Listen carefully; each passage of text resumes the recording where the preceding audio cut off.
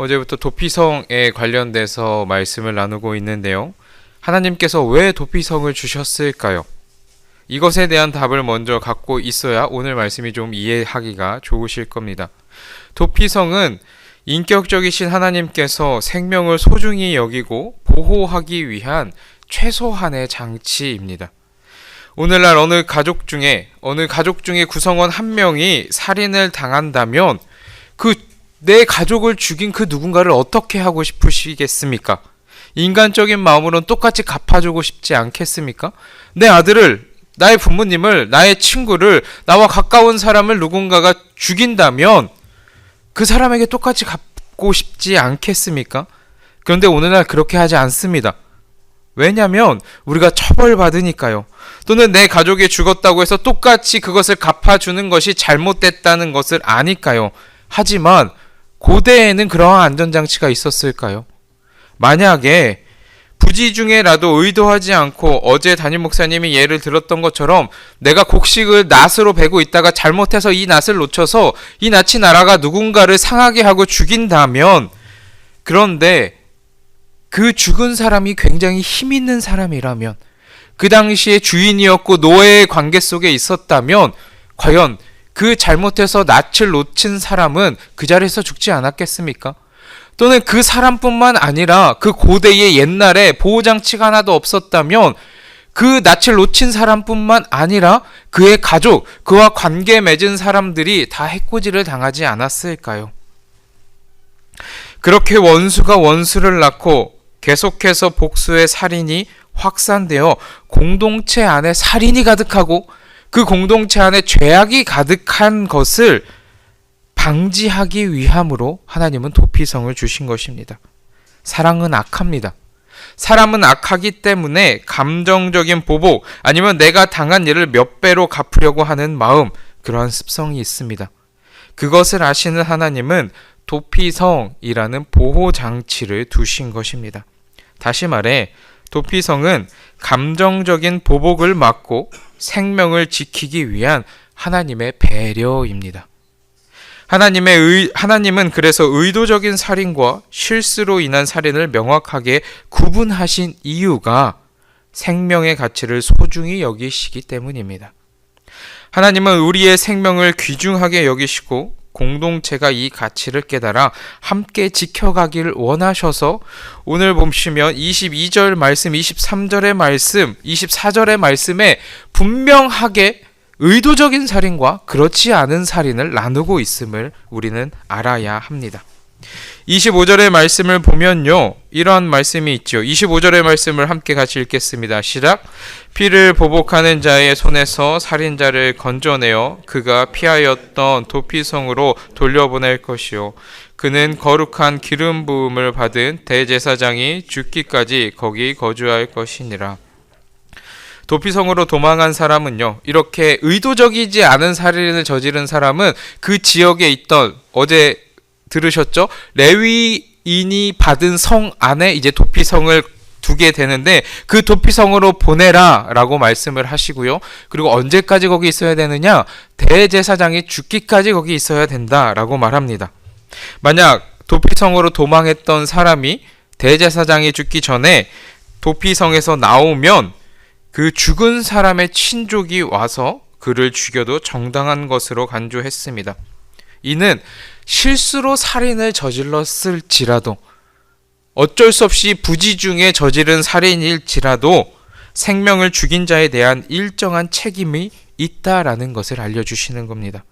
도피성에 머무는 시간은 단순히 보호가 아닌 자신의 행위를 돌아보며 그 처분을 받아들이는 시간이 되어야 하기 때문입니다. 그냥 도피성이 있기 때문에 나 그 안에 그냥 있으면 보호받아가 아니라 도피성에 있어서 내가 보호를 받는 그 시간도 반성의 시간으로 가져야 하며 내가 했던 잘못에 대한 처분으로 받아들여야 되기 때문에 그냥 자유롭게 도피성을 들락날락 할 수 없다라는 겁니다. 실수를 인정하고 회개하는 모습이 하나님이 원하시는 모습이며 기뻐하는 태도라는 겁니다. 계속 도피성 안에 살다가 이제 대제사장이 죽고 나면 자기 땅으로 돌아갈 수 있었습니다. 도피성에 머무는 사람의 자유를 대제사장의 죽음의 시점으로 정하신 것은 개인의 속죄와 회복이 공동체의 문제이며 하나님 앞에서 공적 차원의 해결이 필요함을 보여주시는 겁니다. 이것이 의미하는 바가 무엇인가? 히브리서 9장에는 예수 그리스도의 십자가의 죽음을 대제사장의 희생적 죽음으로 연결시킵니다. 즉, 예수님의 십자가의 죽음이 대제사장의 죽음과 연결시킨다라는 건 예수님의 죽음이 모든 믿는 자의 죄를 영원히 없애주시는 결정적인 사건이 되었음을 밝히는 겁니다.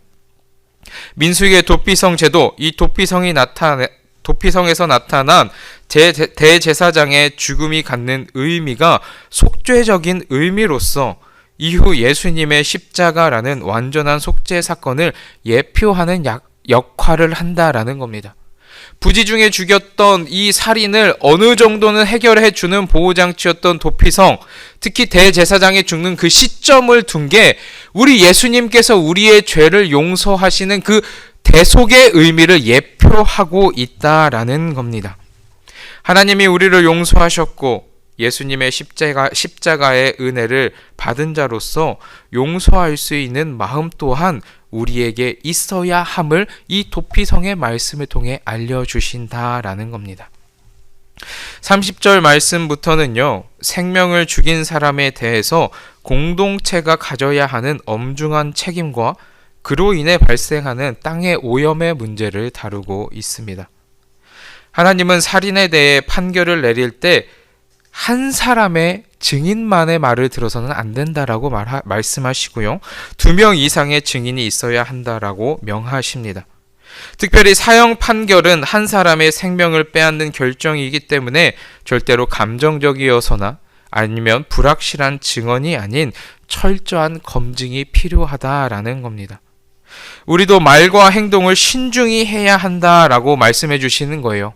오늘날 우리 교회 공동체 안에서 사형을 집행하거나 아니면 어떠한 것을 결정해 누군가를 생명을 해할 수 없지만 우리가 이 말씀을 받는 이유는 우리의 말과 행동에 신중함이 있어야 하며 섣부른 판단으로 다른 사람에게 상처 주지 말아야 한다라는 겁니다. 31절과 32절에서는 살인죄 그리고 누군가를 죽인 이 살인에 대해서는 돈으로 해결할 수 없다라고 말씀하십니다. 하나님은 생명의 가치를 돈으로 해결할 수 없음을 분명히 하십니다. 그리고 하나님은 땅을 더럽히지 말라 말씀하시면서 33절에 피는 땅을 더럽히나니 피 흘림 받은 땅은 그 피를 흘리게 한 자의 피가 아니면 속함을 받을 수 없느니라 라고 선언하시며 생명을 빼앗는 죄가 얼마나 심각한지 말씀하십니다.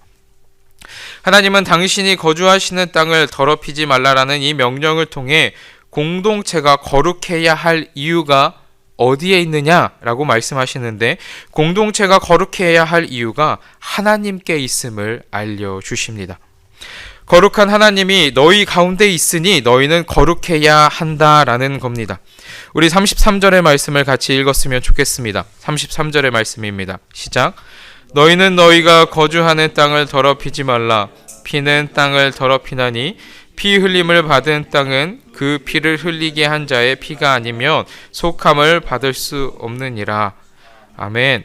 이어서 33절에 분명히 뭐라 말씀하시느냐? 너희는 너희가 거주하는 땅, 곧 내가 거주하는 땅을 더럽히지 말라. 그 이유가 뭐라고요? 나 여호와는 이스라엘 자손 중에 있음이니라. 아멘. 하나님, 내가 너희와 함께 있다. 내가 너희 안에 있다. 그러니 거룩해라 라는 겁니다. 우리가 거룩해야 하는 이유도 여기에 있습니다. 여러분, 하나님 어디에 계십니까? 여러분 안에 계십니다. 특별히 누가 계십니까? 성령님이 여러분 안에 있습니다. 저희 안에 있습니다. 하나님이 우리 안에 있기 때문에 또 우리를 뭐라고 불러주십니까? 거룩한 성전이라 불러주시죠. 제사장 나라, 왕 같은 제사장이라 불러주시죠.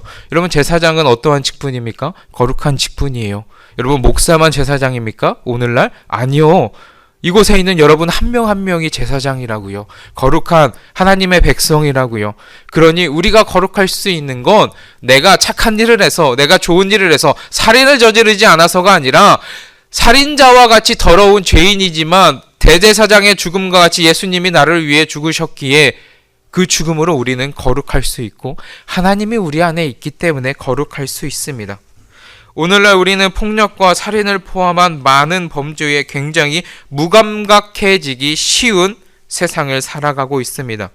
그러나 하나님은 생명의 가치를 그 무엇과도 타협할 수 없는 최우선적인 가치로 두셨습니다. 그리스도인은 개인적으로나 공동체적으로나 생명을 존중하고 보호하는 일에 민감해야 합니다.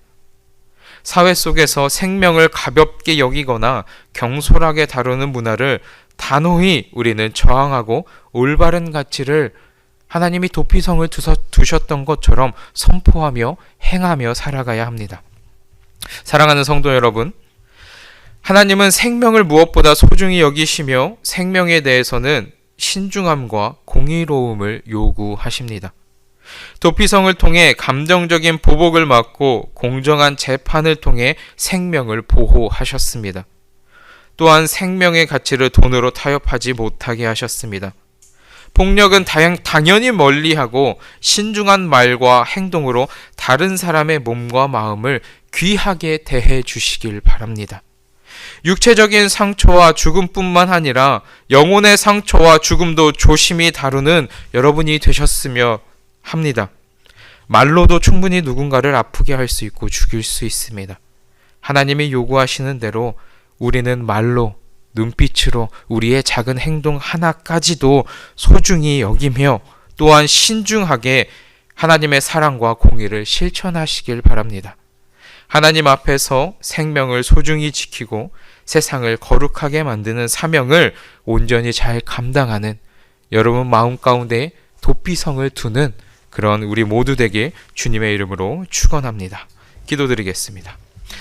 하나님 아버지 감사합니다. 하나님이 도피성을 두신 이유가 단순히 하나의 제도가 아닌 하나님께서 생명을 귀하게 여기시며 하나님께서 많은 것들을 보호하시며 또한 우리를 지키시길 위한 예수 그리스도의 대제사장적 죽음의 예표가 있음을 깨닫게 하심에 감사드립니다.